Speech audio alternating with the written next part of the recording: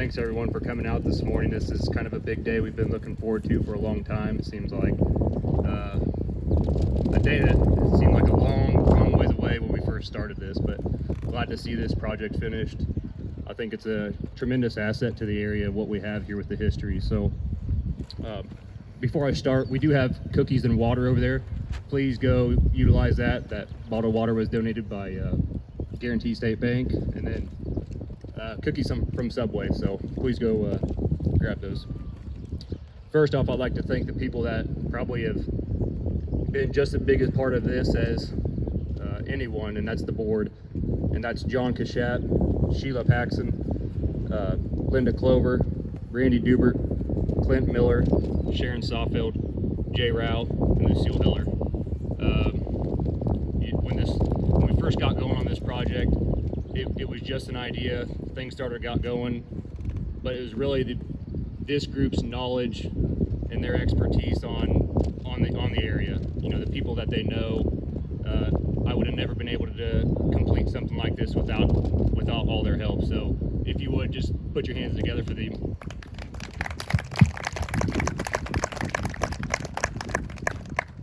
And a special thanks to John. John was, I can remember when I first started here in 2013, coming out with the previous park manager and trying to talk with us, getting that springs back up and going. John has been here through thick and thin, and I really want to thank him. He's kind of went out of his way to help see this project go and kind of be the caretaker of that pool, and can't thank John enough. What a great guy he is, and a tremendous amount of help. Thanks, John.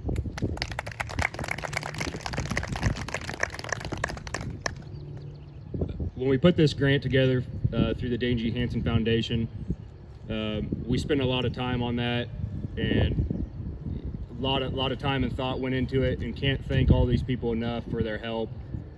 Winkle Manufacturing did a great job on those signs, and then the Hay Sign Company, they did a tremendous job on that design. I think they turned out phenomenal.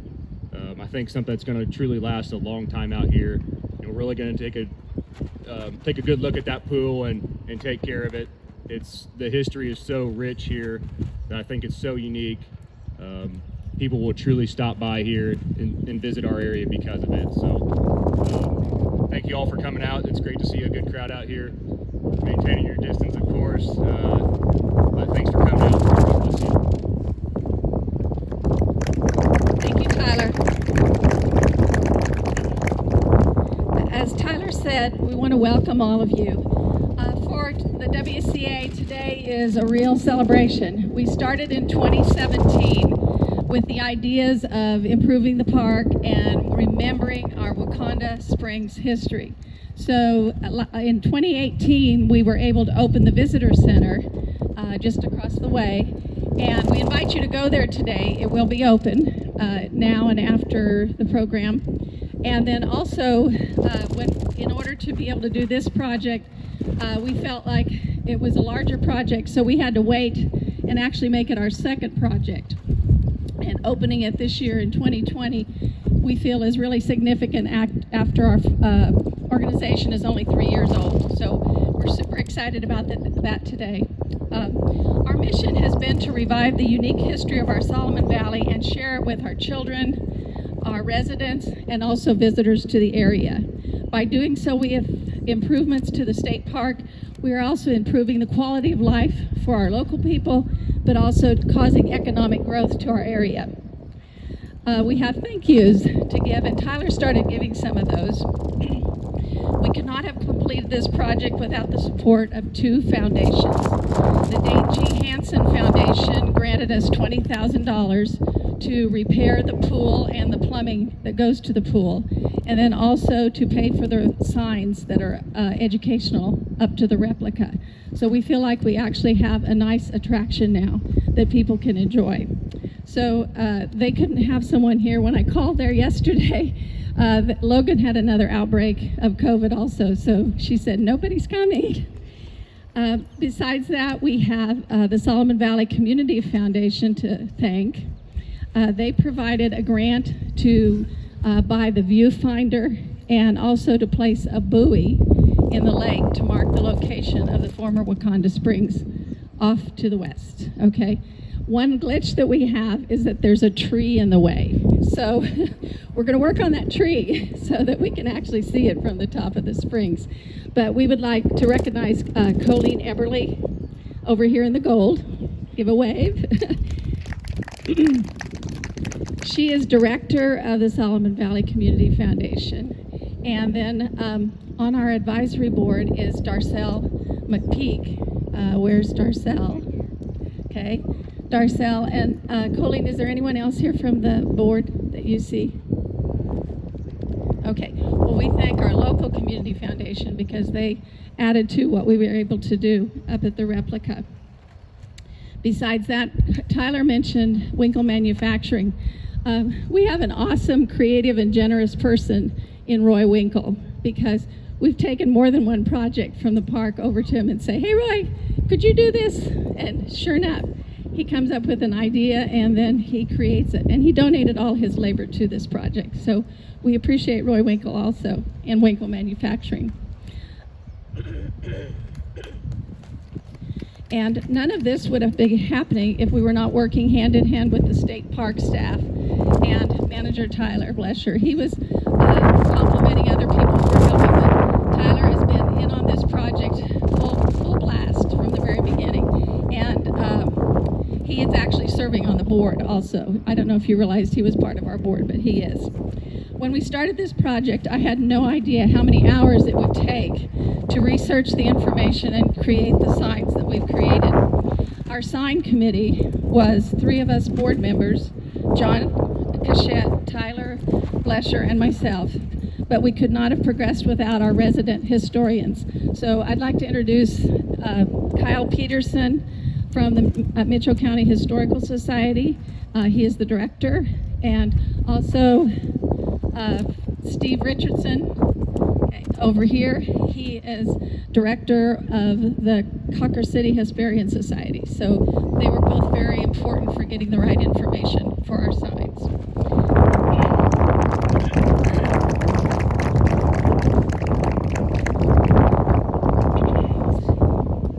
So now, moving on to why we are able to be here today to remember the Waconda Springs and share its history. With the building of the Glen Elder Dam in 1969, there were many individuals, churches, schools, and businesses that were affected by this decision. Many of you have personal stories to tell about the building of the dam. In rededicating the replica, we wanted to recognize the Waconda Heritage Village Association for creating the replica in 2005.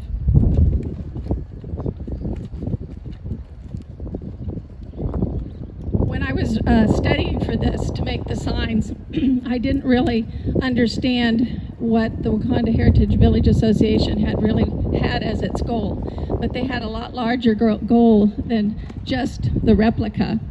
Their idea started in 1989 with a plan to preserve the history of the Waconda Springs, along with historic buildings in Mitchell County, such as a log cabin, barn, blacksmith shop, and even a saloon, to create a village for people to visit and experience here at the park. Preserving and moving Hopewell Church in 1994 was the first project, and the Waconda Springs replica was built and dedicated in 2005. By 2007, their project had ended. So at the bottom of your programs, and if you didn't get a program, they're over here with Jay Rao on the table. And we'd like you to take those home as souvenirs today. At the bottom of your program, we would like to read the names of those who were listed in the minutes of the Waconda Heritage Village Association. Many have passed away, but if you or your family members are present, please stand or wave to be acknowledged. Okay? So first of all, Kurt Reed was the state park manager. I think he still lives here outside of Glen Elder. I don't see him today. Arvilla Hyman, anyone from her family?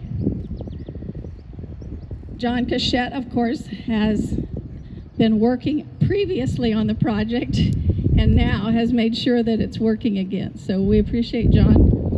Betty and Carl Fitzgerald. Paul and Helen Mears. Okay, we have Pierce's over here. Eugene and Kay Thull. I think we have Ginger down there. John Bottom from the school at that time, from the superintendent. Irma Lucky. John and Laura McClure. Most of you know them. They still live over at Osborne. They were unable to make it today. Adrian Arnoldi from Tipton. Warren Inskeep. I know he has local family also. Linda Hoffman from Tipton. Sharon Treaster. Jane Mell.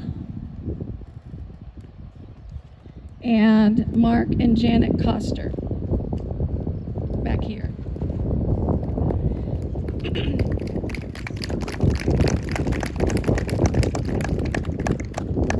This may not be a complete list, but we found all of their names in the minutes of the Waconda Heritage Village Association. Those minutes are housed over at our Mitchell County Museum, so we really appreciate our museums for being able to handle these kind of things so they're available at a later date. Okay, we also wish to welcome the parts of the Bingesser family who are present. And I'm just going to mention Dr. Carlos Bingesser, and Steve will tell us a little more about this, but Dr. Carlos Bingesser was the last doctor at the Waconda Springs Health Resort. And his kids were John, Joanne, Jeannie, and Jay. So today I think we have Jeannie Walter right here in front, and their family, some of their family members. So if, Jeannie, do you want to introduce your family? Or would you like Curtis to? You want to, Curtis? Yeah, come up here. I'm not from this area originally, and I kept hearing this name, Bingesser, Bingesser, Bingesser, with the Waconda Springs, and I finally figured out who everybody is. Thank you. Yeah, so behind my mom, Jill, we have my sister Crystal and her husband Terry Cunningham, and their little daughter Shayla. And then next to my mother is my daughter Hayden Walter, my other daughter Kaylin Walter, and my wife Carla. That's it for the family that's here right now. Thank you, Curtis. As we worked on the rededication program, we wanted to focus on the religious and healing aspects of the Waconda Springs. The story's much bigger than that, but in rededicating the springs, we really wanted to focus on more of the, like I said, the Native American use of it, and also the health uses of it by later people. So to share with us the Indian history, Kyle Peterson is going to do that right now.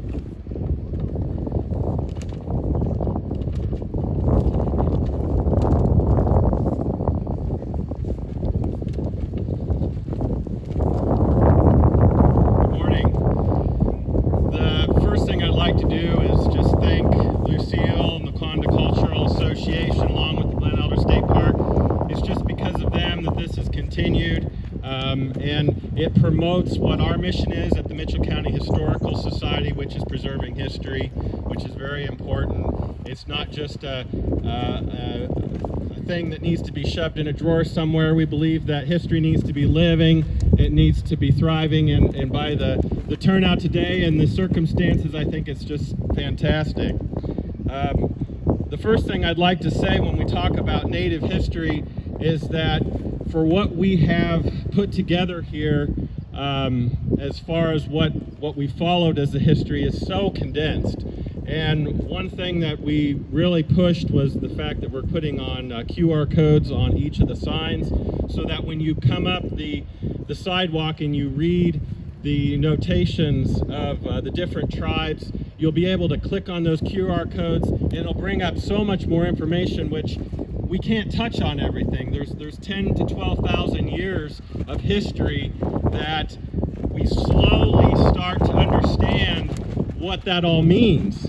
And within those parameters, it's kind of hard to get that on all a 12 by 18 sign. So, and Steve will tell you too that even the later history, even though it may be just 100 to 150 years, it's just a massive amount of collectiveness. But from what we have, which is a popular belief, the more recent recorded history comes from the Pawnee, and that's what I'm going to use as the terminology today, are some of the Pawnee words. This monument stands as a tribute of hundreds of thousands of years of geological change. When you think about the great ocean that was here, and in the middle of that ocean bubbled up this lowland spring that was salt water, and as the ocean receded, that mound just kept building and building and building until you have this beautiful example, a tribute, a geological wonder that came out of that. And even as today, even though it's underwater, this is such a beautiful tribute, this lake. It's just, as we continue on that. Some 10,000 years of humanity that's traversed the landscape, who sought shelter here, who sought food, who sought recreation, a place where the healing waters filled their spiritual well. And that same sort of feeling happens today when the people go out on the boat, when they fish, when they camp here, when they socialize here. It's something that it kind of warms your heart, it connects you to this land. So what happened here 10,000 years ago? We had people that were coming across the Bering Strait, descending onto what we know as the west coast. It was definitely a different geological surface. The oxygen levels were much higher. We had a more abundant species. The hunting, the gathering was very prolific. It caused an environment for humanity to grow, to explode. These tribes then wandered out of the west, hit the Rocky Mountains, and came to these plains and said, oh my gosh, how do we cross this? How do we get from point A to point B for where we're watching these herds? And what they did is they followed the game trails out even further to the east. And as they came down the Nephihola, which is the Pawnee term for what the Solomon River is. It literally means the water that flows from the mound. And why did they choose that? That was all described. The whole tradition of the Solomon River comes from right here in Mitchell County. It's such an amazing tribute to us.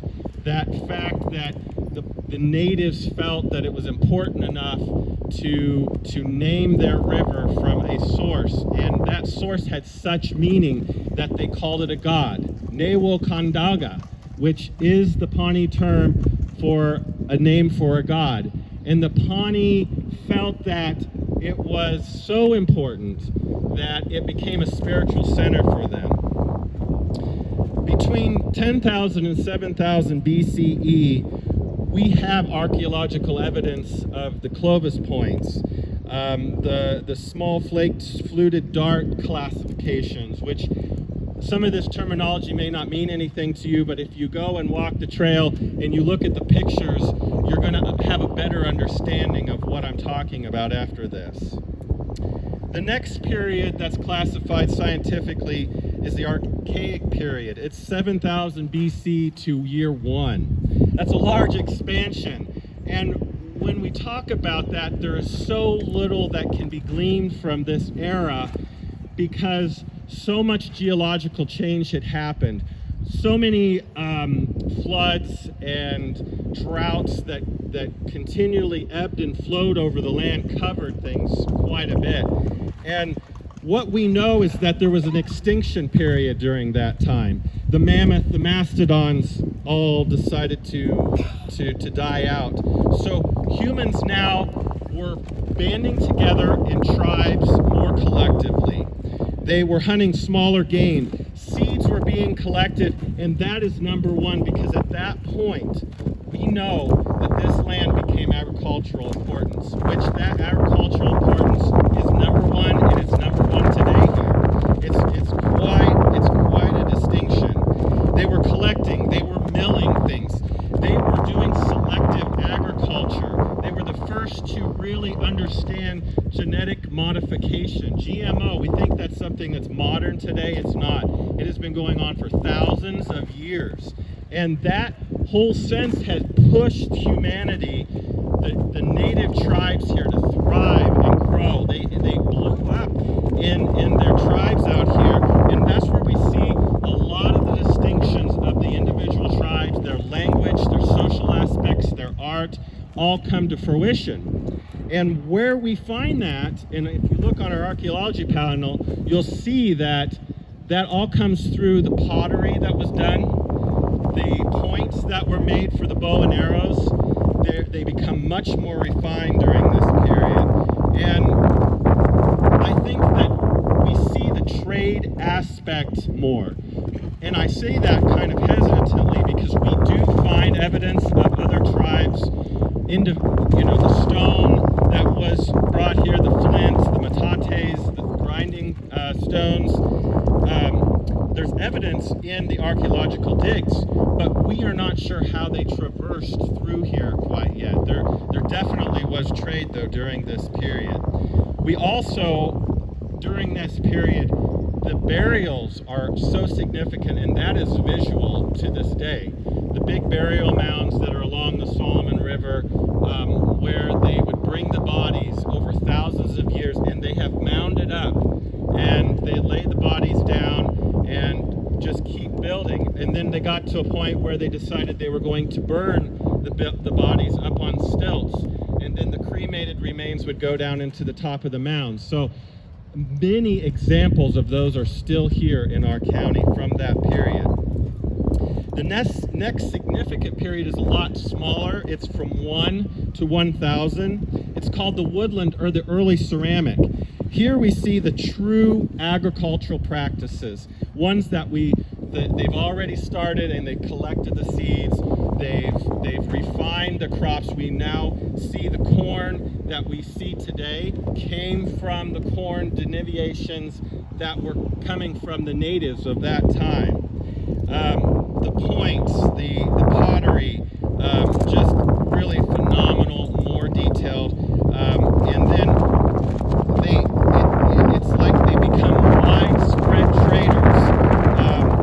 The shards of pottery that we see from this area have a gray stance to them, and when you're driving down the roads along the outside of the lake or through the hills, you're going to see those clay outcroppings, and it's a gray, kind of a whitish tone. They would dig that from the earth and process it. Their ability to maintain themselves out here as a humanity and thrive during these years is just phenomenal.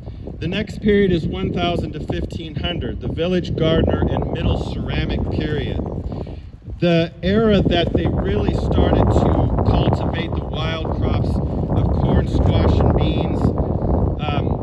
But bison hunting was still huge, and when I mean huge, I want to say that when the tribes would come out here on their hunting expeditions during that time along the Solomon, they would see tens of thousands of buffalo. They would literally drink the river dry, and when they would come along here, they would sneak up.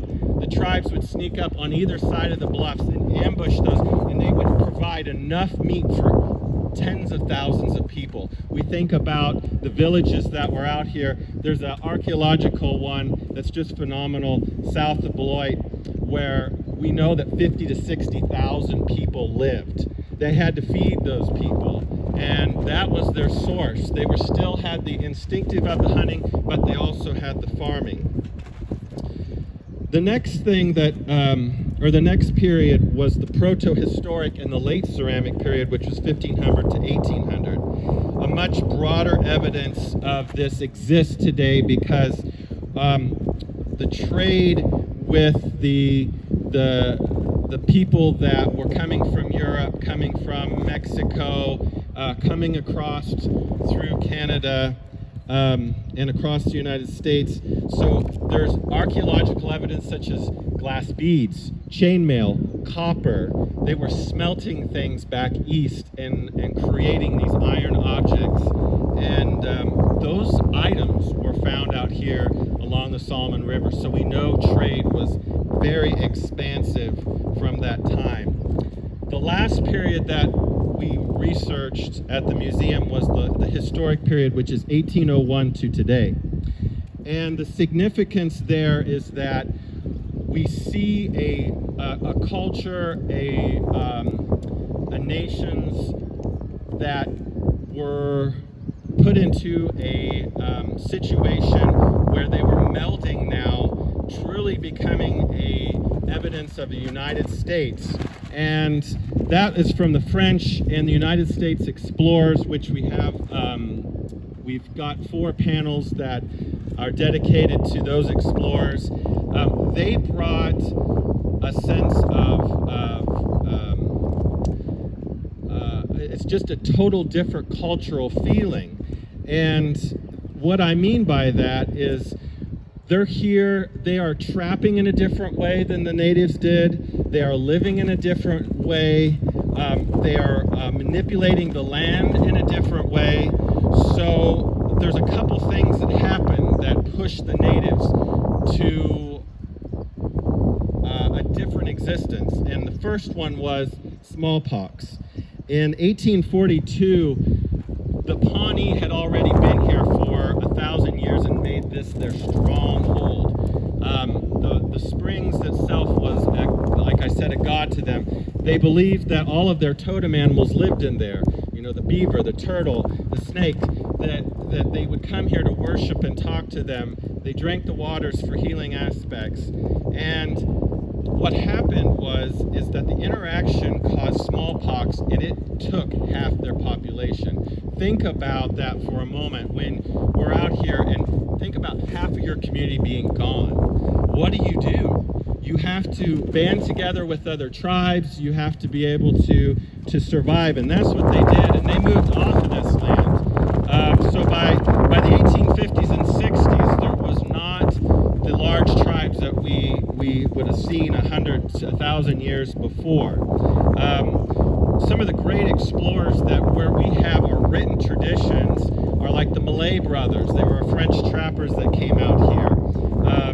Later on, they had to survey this land, so like McBratney had kept a journal about his railroad surveying times. And archaeologically, this land is littered from 1800 to 1900 with artifacts, bottles and knives and metal things. You can go out and find all kinds of that sort of thing because it's so fresh in existence. So, we tied all those things together, and when doing this research, 3 things really popped out to me. That because we're stewards of this land today, they were stewards of the land in the past, and from the paleo days to the current, agriculture, sportsmanship, and hunting kind of go together, and recreation. That's what, to me, looking at all the research that this area, this place where we stands for, and I think it's a great tribute. So I appreciate you guys coming out. I tried to keep it short because it's getting hot, but I want to, I guess, Lucille, you're going to introduce the next thing, but thank you for listening to me a little bit. If you have any other questions, please call us at the Mitchell County Historical Society. We have a Facebook page.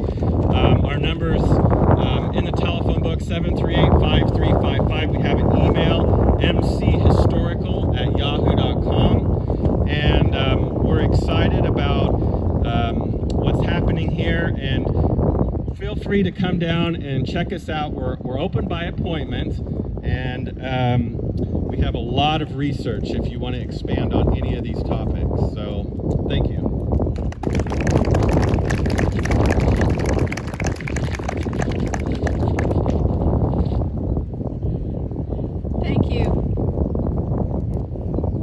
Thank you, Kyle. We do have a rich Native American history in this part of the area, and it is what we are talking about when we talk about the Waconda Springs. So thank you, Kyle. And Steve Richardson is going to concentrate more on the health resort.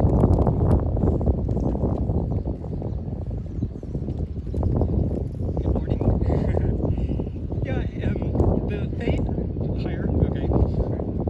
The Waconda Springs is really associated really closely to the development of Cawker City. 3 of the 4 founders of Cawker City were also interested in acquiring Waconda Springs, and I don't run this, so if somebody wants to turn it up, or if you don't have to almost... okay. Now I can hear it. Now I Now can you hear hear me. yourself. Okay. Thank you. We don't want to miss it. Well, as I was saying, Cawker City was founded. The 4 founders of Cawker City came out in March of 1870, and that's really where I'm going to start the history of Waconda Springs. They were Colonel Cawker then, and Huckle and Kashinka were the 3 that really set about to do something with Waconda Springs. Huckle and Kashinka had to go to Washington, D.C.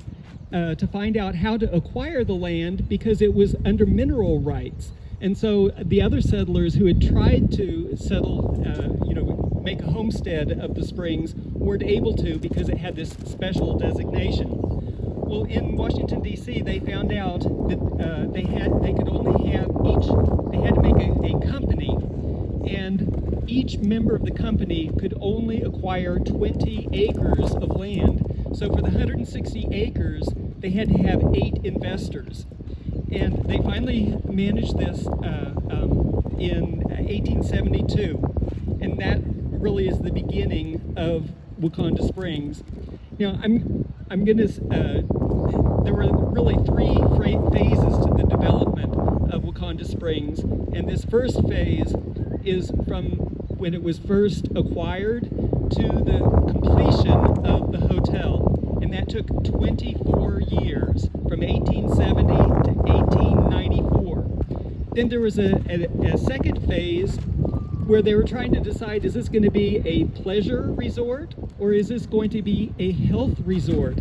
And that spanned 12 years, from 1894 to 1906. And then finally, the last phase, the most successful years, were under the Abrams and Bingesser families. They had the hotel and the springs for 58 years. And I think that says something about their tenacity and hospitality. So, going back to 1872, even though Cawker and Kashinka and Huckle and the other investors started the Cawker City Mining Company, they met with many difficulties. Their original goal was to use the springs first to sell the water, but also to extract the salt. And so that was their first mission. Well, in 1873, we have the Panic of 1873. It was a financial crisis. We're all familiar with the Great Depression. Well, this one was termed the Long Recession because it lasted 7 whole years. So that put a damper on the development of the springs. The next year, 1874, we had the grasshoppers, and the farmers, it decimated everything in the area. So right off the bat, they were faced with many difficulties. But finally, in January of 1875, the first bottles of Waconda water were put on the market. Now, at the same time, they were trying to get investors from the east to come out here and invest in building the hotel as we remember it. And so they went back to Pennsylvania. Cawker City is founded by people that came from Milwaukee, so there are a lot of people from Wisconsin, and then also they all had ties with Pennsylvania. And all these investors are in the north central portion of Pennsylvania. There was a spring there called the Minnequa Springs, and one of the investors, his name was Parsons. He had developed that springs, and it was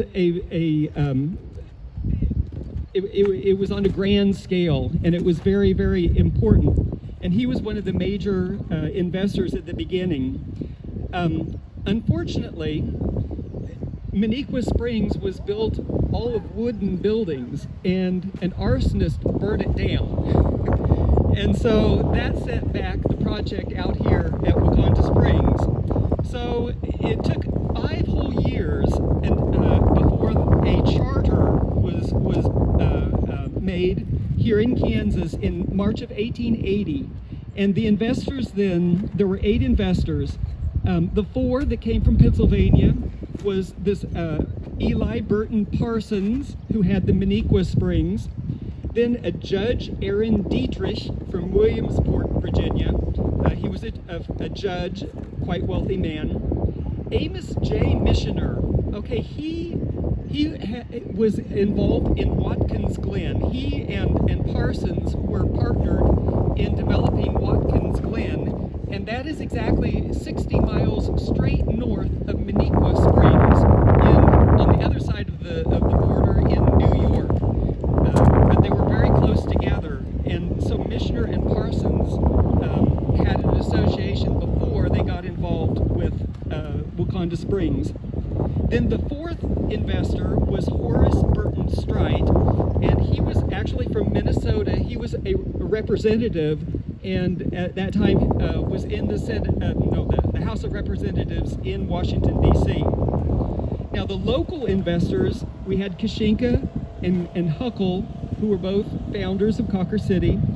Then A.A. Thomas, he was the Register of Deeds at the government land office while it was in Cawker City.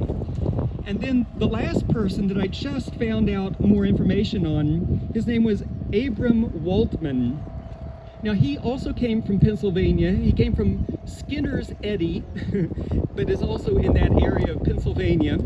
And he was a lumberman, but he had a bad partner and had just about lost his fortune in Pennsylvania and had come out here to homestead.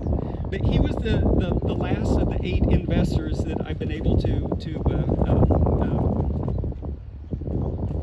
do research on. So in 1881 is finally when Amos J. Missioner came, and he is the one who cleaned the springs. They finally got enough money together to start work, and the very first thing then was to clean the springs. And what they did, they drained it, and then they got rid of all the growth and all the things that had been thrown in, all the pistols, the beads, everything that was thrown in had to come out. And when they tried to let it fill back up, it didn't. It had so many leaks because they had done such a good job of cleaning. They had to empty the springs again and then cement it from the inside. But this is when the famous coping and the fence that you see today comes from this cleaning of the springs in 1881. So by August of 83, they were ready to start the hotel. Now the hotel was supposed to be in the shape of a T, and what we remember seeing was just the north wing, but there was supposed to be an east wing and a west wing. But they started out by just the center wing that was 36 by 75 feet. William Foster, who was a Baptist minister, but his whole family were stonemasons in Cawker City. They got the contract for doing the masonry work. Samuel Burns Whitney is the man who furnished all the stone. And on the south, well, you can't see it from here, but when you go up to the springs, on the south side of the lake, kind of in that direction, there is an area where the quarry was, and it's quite obvious that it's been dug out. But that's where all the stone came from, just across the river, to build the hotel at Waconda Springs. The last contract was for John H. Rogers, who was to do all the carpentry on the inside. Well, they had got the walls up. They dug the basement and got the walls up, and then Judge Dietrich passed away. Well, this set the Great Spirit Springs Company into turmoil because they weren't paying their bills. So Foster and Whitney then ended up having to sue to get their money that they, to get paid for the work that they had already done on the building. And so 70 acres were of the property were sold, and then the money given to Foster for the stonework, and then Whitney for the actual stone. In 1886, then, they finally got enough money to restart building, and by that time, the south wall needed to be redone. They virtually tore down the south wall and rebuilt it. And it's at this time, then, that there evidently was some kind of a squabble among the investors. Just exactly what the squabble was is not recorded, but at least we do have a newspaper mention that there was difficulty with the investors. So what happened was Friedrich B. Smith becomes a third investor in the building of Waconda Springs. Now, he came from Pennsylvania. He was he had studied, he had got his Bachelor of Science at Cornell, and then graduated from the Columbia Law School in 1885, and he was a lawyer then in Tiago, Pennsylvania, and he was only 25 years old.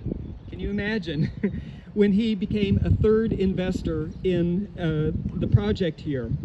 And just as a side note, I just found this out this last week. He is unfortunately had a sad ending. With the stock market crash of 1929, he did commit suicide in his home in Blossburg. Frederick had a brother, Alvin Lee Smith. He went by Lee Smith. Now, his brother was 35 years old by this time, and both he and his brother Frederick then became the managers of the building of the hotel. You got to realize the building was still not completed. There had not been a single guest in the hotel yet, and this is 1891. They had part of the roof blew off, and so they had more difficulty. The Chicago Lumber Company had to sue to get the money for the wood that went into reconstructing the roof.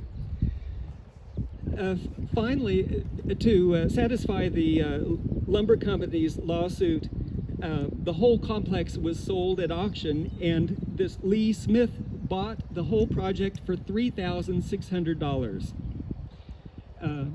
And they owned it for 2 years, still incomplete, when they sold then to John James McWilliams of Buffalo, New York. He was 52 at the time, and he is the one who finally saw the completion of the hotel. So here we're entering phase 2. The 40-room hotel was completed, and Mr. McWilliams, I need to say, he was connected with the Lackawanna Railroad up in Buffalo, New York, and he had a lot of connections. And later in life, he worked a lot with the YMCA, which I thought was interesting. So during this time, then, the train, I forgot to mention, in 1879 was when the central branch of the Union Pacific Railroad was completed to Concord. Well, in 1894, then, they set up a train station stop so that people could stop at the Springs by taking the train from Atchison all the way to here. 2 years later, then, in 1896, the hotel portion was taken over by Lafayette C. Smith. He was 49 years old. Now, he was quite a politician. He was Mitchell County's first clerk and register of deeds. back in 1870, it was a combined office. But he only stayed around for a couple of years, and then Rooks County was organized, and he went out to Rooks County, and he was county clerk there. Well, then he came, and he also had a farm out in Rooks County, and he had an implement dealership in Stockton. Well, he ended up coming here and working in the, taking over the hotel for 4 whole years, from 1896 to 1901. And he's the one who is responsible for putting in the racetrack and also the baseball games. Now, if you know anything about Sunday laws, the blue laws, playing baseball on Sunday was a no-no, and it caused some rift in the community. Let's see, in 1901, then the Bakers came and took over the hotel. The Bakers, okay, the father had the hotel, the Brunswick Hotel in Beloit, and his son then, Martin Baker, had just been had the Avenue House. So the same family was running both of the hotels in Beloit.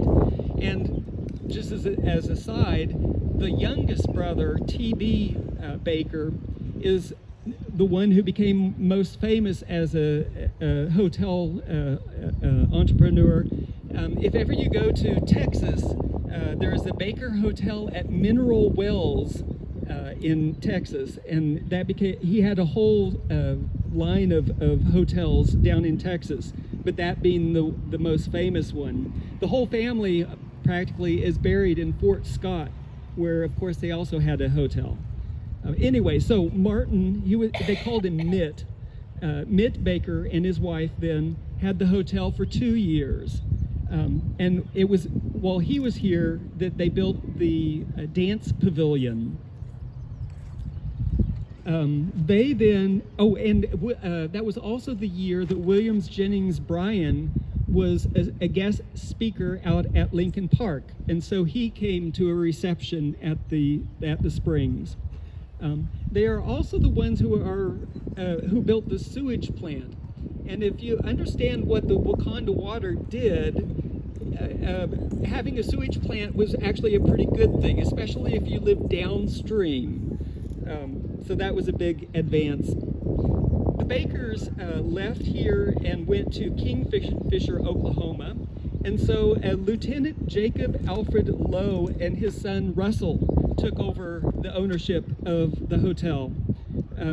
He was quite a character. He also had run a number of hotels, the Commercial House in Mankato, the New Nickel Hotel in Belleville, the Windsor Hotel in Phillipsburg, and also a hotel in Fort Riley. And he was an auctioneer on the side. And he's the one who opened up with dog races at the Springs. So you can see that by this point it was definitely more of a pleasure resort than it was a health resort. He then left in 1905 to go run a hotel in Hill City. And this is when Dr. Charles Monroe Gwen and his wife Alice Gwen from Abilene came. Now Alice was interesting because she was a magnetic healer. Now, you know, the Waconda water has a lot of salt in it, and she being a magnetic healer, I don't remember reading any newspaper articles about anybody getting electrocuted, but anyway, it was a draw, and it was they were trying to make it more of a health resort. Unfortunately, in 1905, George Bliss was shot after a dance at the pavilion. And that kind of left a bad taste in people's memory at the time, because evidently there probably was some gambling and some other things going on at the Springs. And that is brings us to the third phase of Waconda Springs, when George Frederick Abrams steps in and purchases the springs. Now, George, he had been born in Germany in 1853, and he came to America when he was 20. And he went to Wisconsin for a year, but he had a brother that died here in Kansas, and so he came to Kansas, and he homesteaded in Jewell County. And on his homestead, they found a lithium springs, and so he had been trained in the water healing practices over in Europe. And so he opened up a spa or a sanitarium in Mankato. And it was this man, he had expertise and knew what to do with the special waters. And so when Waconda Springs came up, he bought it for $21,500.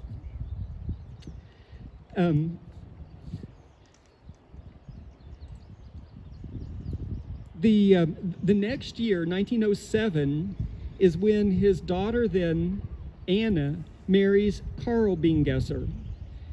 Karl Bingesser was born in Baden, Germany in 1870, and he had come to America when he was 16, and at first he went down to Wichita Falls, Texas. And then after that, he ended up fighting in the Spanish-American War and actually fought over in the Philippines. Well, he came back to St. Louis, and that is where he came then. He met Anna, and they were married in the hotel at the Springs. The next year, 1908, was when the deep sea diver stunt was performed. It's interesting to note, it was at the same time that there was a big flood on the Solomon River. I had never put those two together, but they had to have been occurring at the same time.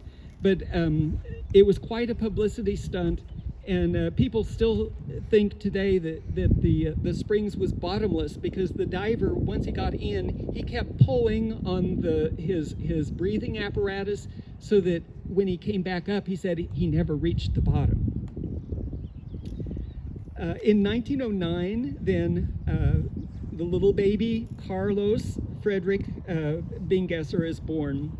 And like his father, Karl Bingesser became a chiropractic doctor at the Chicago Institute in 1911, and his son Carlos followed suit later. And the hotel itself then prospered, and then in 1920, it was to the point where Mr. Abrams, George, decided it was time to enlarge. They had such a good business that they took off the third story and built a complete third story and added the wing to the south that had the kitchen and other rooms too, but a whole wing. Shortly after that, then the whole Springs was handed over to Carl and Anna, and they ran it then until his death in 1950. And by that time, then Carlos and his family had taken over the Springs.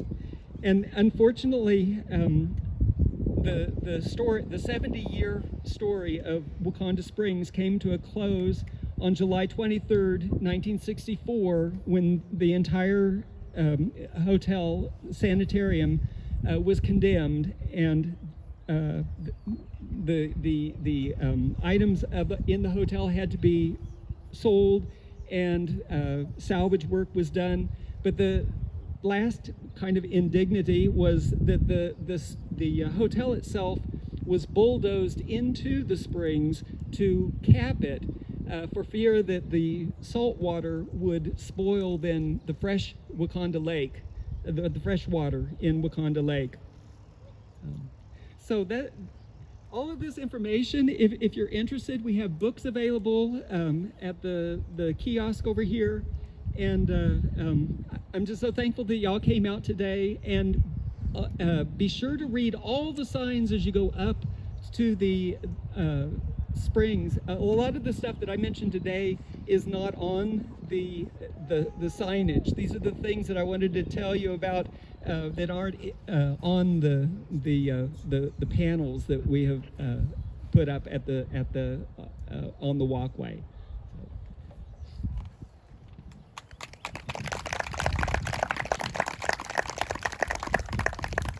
Thank you, Steve. Our treasurer, John Cachette, has just a few words, and then we have a few pieces of information, and we will excuse you for cookies and drinks.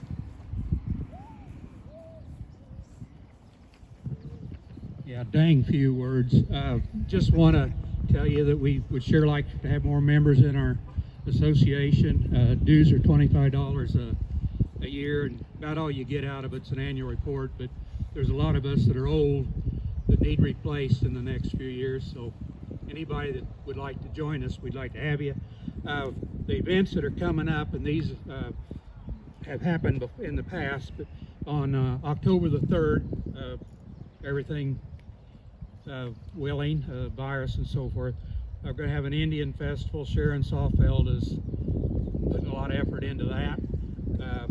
2 weeks after that, on October the 17th, plan to have a ghost story, wiener roast type thing. This will be the 3rd year for that. So our association does more than just build things, and we try to have events. We've co-sponsored the festival Lake Fest last year ago in July. It was not only a fundraiser but a lot of fun. So that's about it. Where are the sign-up sheets? Right down. Okay, but that down at J. Rao's got, no, I guess it's Linda Clover has sheets for if you want to become a member. Thank you all. That's all I have.